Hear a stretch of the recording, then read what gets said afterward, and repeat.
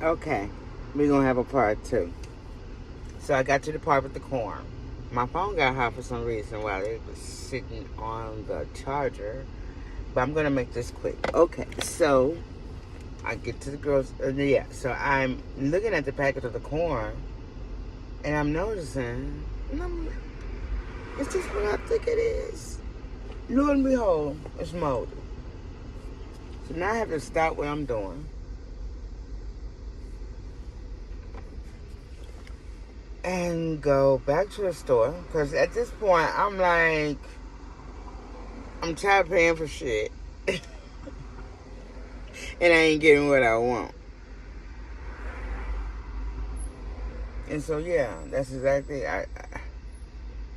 I'm so frustrated and upset. I actually walk out the door of my house without the keys, locking myself out, having to even call and ring the doorbell and have my son have my son let me in the front door. And that was frustrating because he didn't hear the doorbell, and I think I called him twice or whatever, but again. So I finally got my keys, went back to the store, and here's the thing. So the lady that was giving me the refund, she was very apologetic, and I still was just, I wasn't rude or anything. I just was disappointed, obviously disappointed. My countenance definitely, and I said when I was driving, I know why your countenance why you got to feel and look like this? This is not even your look. Your countenance is off. This is not even the countenance that you mainly keep. What is going on with that? And I'm just observing myself. Because I'm like, upset. And I'm like, so I have this mask on, this countenance on where I'm upset. Obviously, lady knew I was upset, and she was apologetic, and she was giving me the refund. She offered, she was like, would you like, she said, you can go grab another. I said, I don't want another one. Because in my logic, why would I want another one? It probably came from the same batch, I'm just being, and I'm obviously, I'm very aware of the fact that I'm being difficult at this point. Because I want corn, right? But I could not allow myself to want that corn from that store at that time. So I didn't. And she extended the offer again. And then she even extended another offer and asked if I wanted to grab some plums or some peaches. They were very nice back there, she said. And I said, yeah, I saw them earlier. I wasn't even that appreciative, although I said I did appreciate her offering. I did appreciate her offering, but I didn't really appreciate the possibility of me being able to explore other options for my current mood that I was in. So instead, I chose to stay where I was at. I declined the offer. I declined all offers to make me feel better. And so I left the store, came back home, preparing to get back to cooking my dinner without the corn.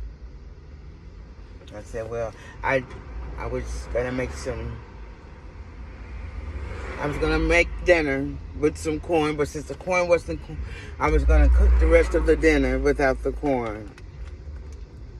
And so I go in the house, and I notice someone's in the kitchen. I'm not sure if it's my sister or my son. It's only us three in the house.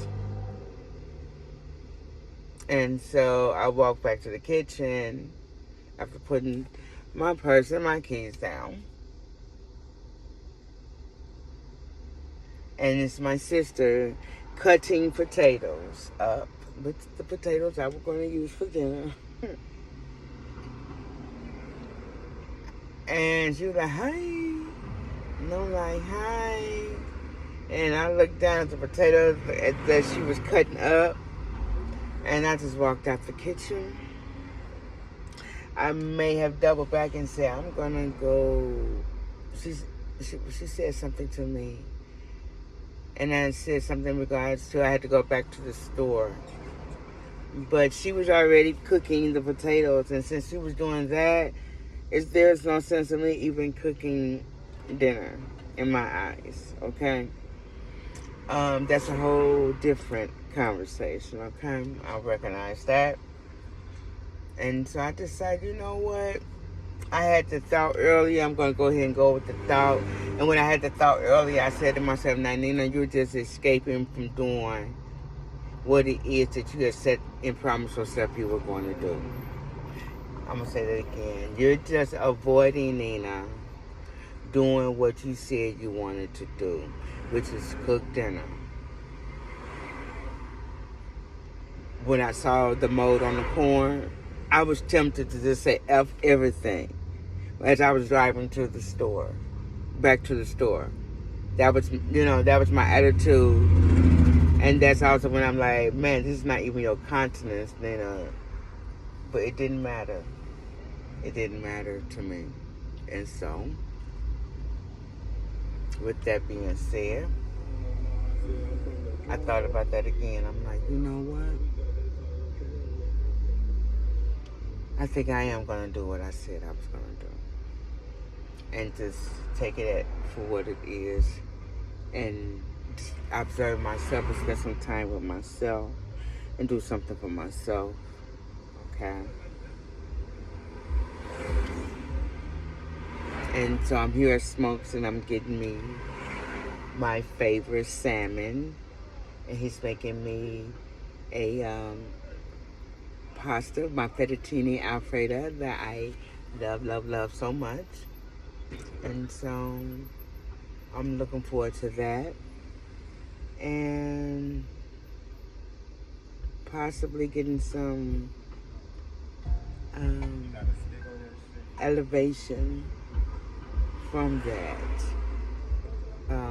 I don't believe I want to stay in this mood, but I'm not quite sure what it will take for me to get out, other than me just choosing to get out of the mood.